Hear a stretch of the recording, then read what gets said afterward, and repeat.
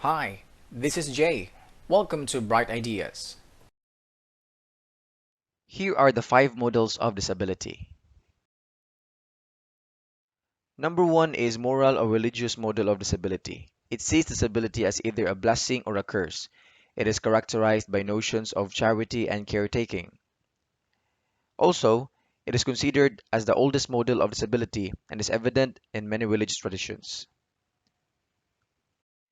In one strand of the moral or religious model, disability is equated with the sin, evilness, or spiritual ineptness of either the PWD or of a PWD's family member.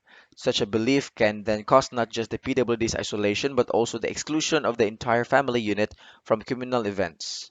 On the other hand, for those who view disability as a blessing, disability either becomes one's ticket to heaven or an opportunity toward character development.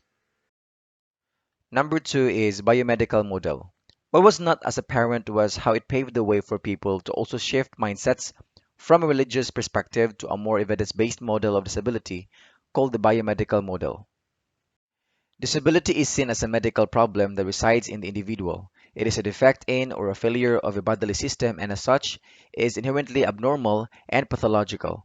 The goals of intervention are cure, amelioration of the physical condition to the greatest extent possible, and rehabilitation. Persons with disabilities are expected to avail themselves of the variety of services offered to them and to spend time in the role of patient or learner being helped by trained professionals. Whereas a moral or religious perspective sees disability as something permanent, the biomedical model considers disability as a glitch the PWD is born into, which needs assessment and fixing. Number 3 is the functional or rehabilitation model. It is quite similar to the biomedical model in that it sees the PWD as having deficits.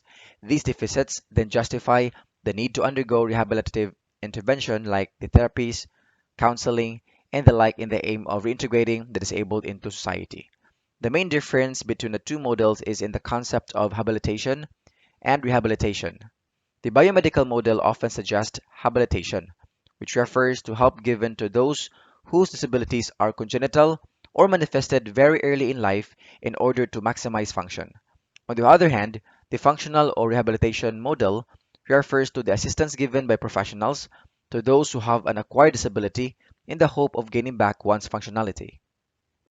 For example, when World War I happened, communities witnessed perfectly healthy people leave to serve the country only to come back disabled physically, neurologically, or mentally. It was then that people started to realize that not all disabilities are inborn.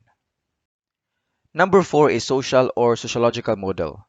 According to the sociological response, disability occurs as a result of society's lack of understanding of individual differences. PWDs are seen as disabled not because they are deficient, but because society insists they are deficient and disadvantaged. The underlying principle of the social model of disability is that disability is a social construct, where standards and limitations that society places on specific groups of people are what disable a person. With this perspective, everything from government laws to education to employment opportunities to access to communal facilities take on a different meaning. Number 5 is the rights-based model. It moves beyond explanation, offering a theoretical framework for disability policy that emphasizes the human dignity of PWDs. It immediately recognizes the PWDs' vulnerability and tries to address this by upholding and safeguarding their identities and rights as human beings. Moreover, while the social model is mostly critical of public health policies that advocate the prevention of impairment, the human rights model recognizes the fact that properly formulated prevention policy may be regarded as an instance of human rights protection for PWDs. At best, lobbyists and practitioners now promote a twin-track approach, which combines the social model and the rights-based model.